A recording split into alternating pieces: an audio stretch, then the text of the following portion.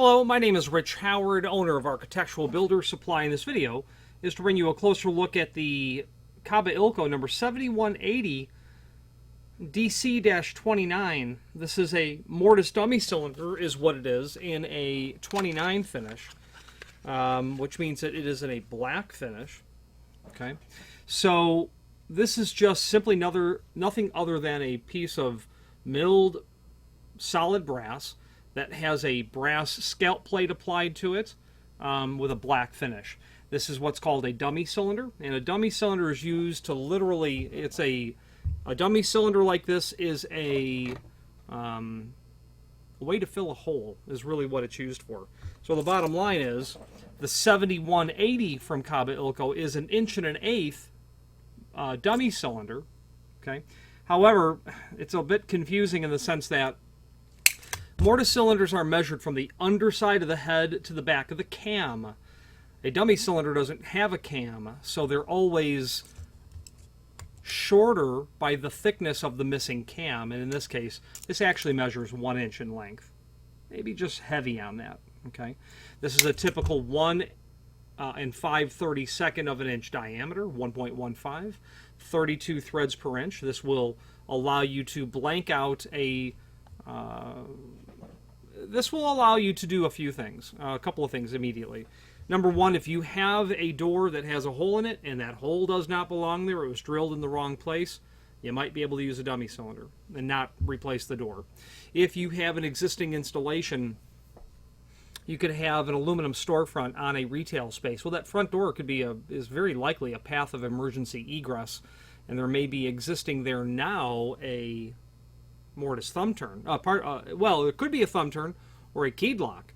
If there's a keyed lock, the inspector might say that's got to go. That's going to restrict egress in time of emergency fire, and you would be able to just remove that and install a dummy cylinder. If there's a thumb turn there, it might be permissible to leave it if you have a sign above the door or quite near the door, this door to remain unlocked during business hours. Those signs exist. We sell those. Those are very occasionally permissible. It is in code, depending on the occupancy of what the building is, the type, the classification of occupancy. Having a thumb turn there or even a keyed lock there, with the inclusion of that sign, it might be permissible.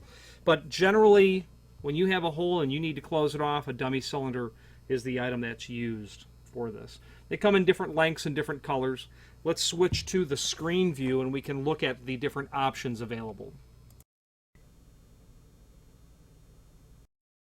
Okay, so this is the item that we're looking at currently. This is the link to the manufacturer's page. Okay, very short description that's here. The link to the manufacturer's page will allow you to pull up the brass cylinder manual that's here. And firing that up, and if you were to do a search function on your keyboard for 7180, you will find in the document where the different dummy mortise cylinders exist. 7180 is 1.125. Be mindful that the actual length is going to be just about 3/32 shorter than that. But these are the part numbers for the different sizes.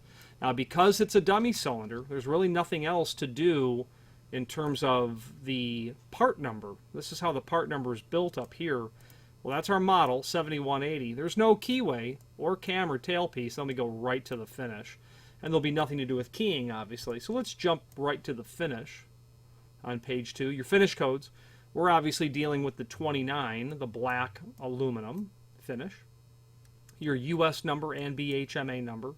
The different finishes that are available. And while many of them are stocked, not all of them are. I could not say for sure that satin nickel is going to be kept in stock, nor polished stainless, but they can certainly be ordered.